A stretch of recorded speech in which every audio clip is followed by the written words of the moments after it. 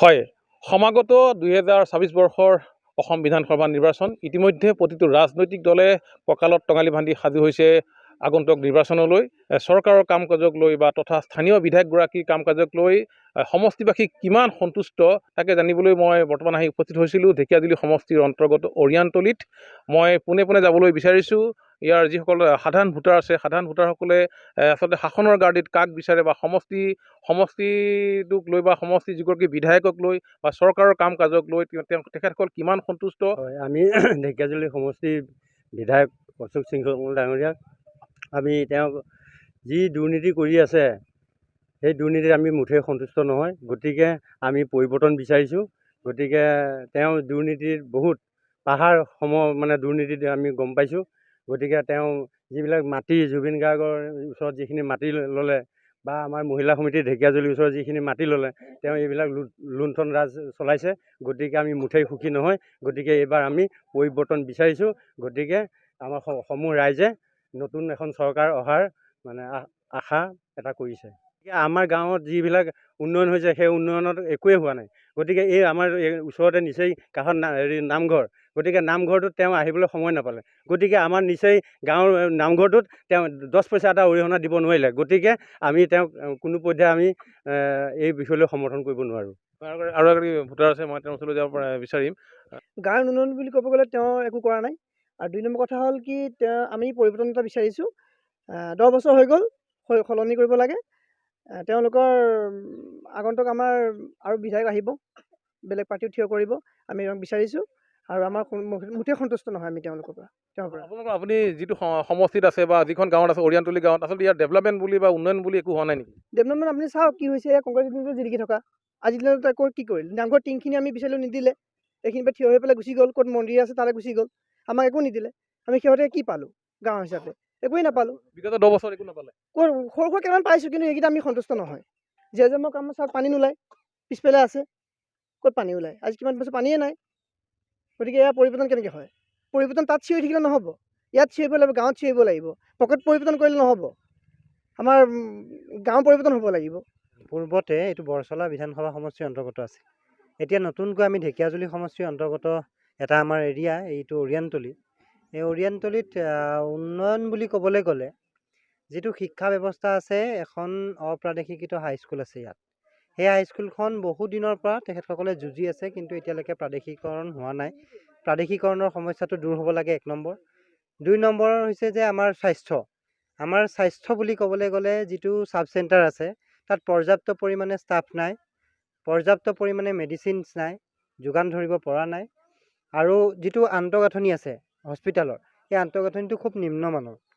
গতিকে আমাৰ যিহেতু স্বাস্থ্যমন্ত্ৰী এইটো সমষ্টি, সেই তুলনাত স্বাস্থ্য খণ্ডটোৰ উন্নয়ন এই ধৰণে নহয়, উন্নয়নৰ সংজ্ঞা এইটো নহয়। আমি আশা কৰিছোঁ মানুহে এইবাৰ বিবেক ভোট প্ৰদান কৰিব আৰু এজন স্থানীয় প্ৰাৰ্থী ইয়াৰ পৰা নিৰ্বাচন কৰি জয় কৰিব বুলি আমি আশাবাদী। প্ৰথমতে ND24ক ধন্যবাদ জ্ঞাপন কৰিছোঁ। আৰু আমি অৰাজনৈতিক সংগঠন হিচাপে নেতৃত্ব দি আছোঁ, জাতিটোৰ কাম কৰি আছোঁ। বিশেষকৈ ঢেকীয়াজুলি সমষ্টিৰ কথা ক'ব লাগিব যে উন্নয়ন আমি কিছুমান বস্তু দেখা পাইছোঁ, তাৰ কাৰণে আমি বিজেপিক ধন্যবাদ জনাব লাগিব। আপোনাৰ দুখীয়া দৰিদ্ৰৰ ঠাইখিনিত যদি আপুনি আজিৰ দিনত সোমাই বা ৰাস্তা ঘাটৰ কথাই হওক, যদি আপুনি আজিৰ দিনত সোমাই, সেই তাহানিৰ দিনবোৰতকৈ বৰ্তমান উন্নত হৈছে। কাৰণ আমি কংগ্ৰেছকো সমৰ্থন নকৰোঁ, আমি বিজেপিকো সমৰ্থন নকৰোঁ। যিটো বাস্তৱ কথাই আমি ক'ব লাগিব।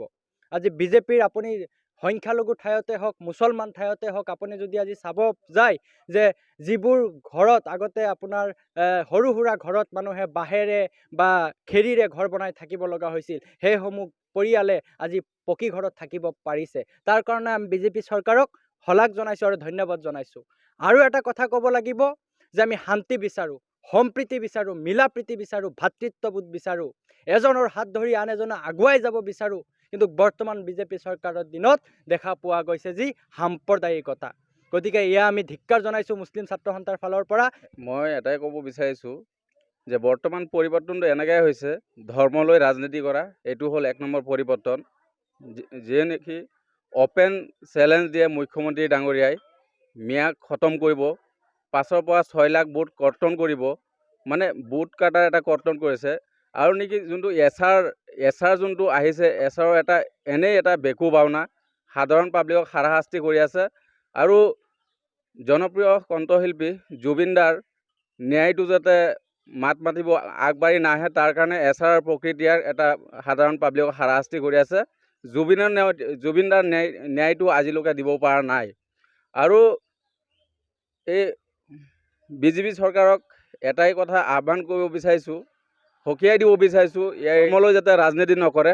আৰু এই সমাগত বিধানসভাৰ যোনটো নেকি নিৰ্বাচন হ'ব, নিৰ্বাচনত সকলো মানুহে বিবেকত ভোট দিব, সময়ত চিন্তা চৰ্চা কৰিব কাক ভোট দিয়ে কাক নিদিয়ে। কোনো যাতে মানে ধমকিয়াই যাতে ভোট ল'ব নোৱাৰে। নাই, উন্নয়ন বুলি তেনেকুৱা বস্তু আমি দেখাই নাই। যিসকল কাম কাজসমূহ হৈ গৈছে বহুত আগৰে হয়, কংগ্ৰেছ কালৰ শাসনৰ কাম কাজবিলাকেই হৈছে। পৰৱৰ্তী সময়ত উন্নয়ন তেনেকুৱা ভাল উন্নয়ন দেখা নাই। উন্নয়ন সেইটোৱে দেখা পাইছোঁ, হিন্দু মুছলিম সেইটোৱে সিহঁতে টাৰ্গেট কৰি পেলাই এটা জাত ভেদ সৃষ্টি কৰে। আমি মুছলিম ছাত্ৰ সন্থাৰ পৰা ধিক্কাৰ দিছোঁ। এনেকুৱা ৰাজনীতি, ঘৃণনীয় ৰাজনীতি যাতে সিহঁতে নকৰে। আচলতে এয়াই আছিলে আজি ঢেকীয়াজুলি সমষ্টিবাসীৰ সাধাৰণ ৰাইজৰ যি মতামত তেওঁলোকে আগবঢ়াইছে। গতিকে আগন্তুক বিধানসভা নিৰ্বাচনত আচলতে ঢেকীয়াজুলি সমষ্টি আচলতে কোনগৰাকী প্ৰাৰ্থীয়ে ইয়াতে জয়ী সাব্যস্ত হয় বা ৰাইজে কাক আচলতে নিৰ্বাচিত কৰি পঠায়, সেয়া হ'ব পৰৱৰ্তী সময়ত লক্ষণীয়।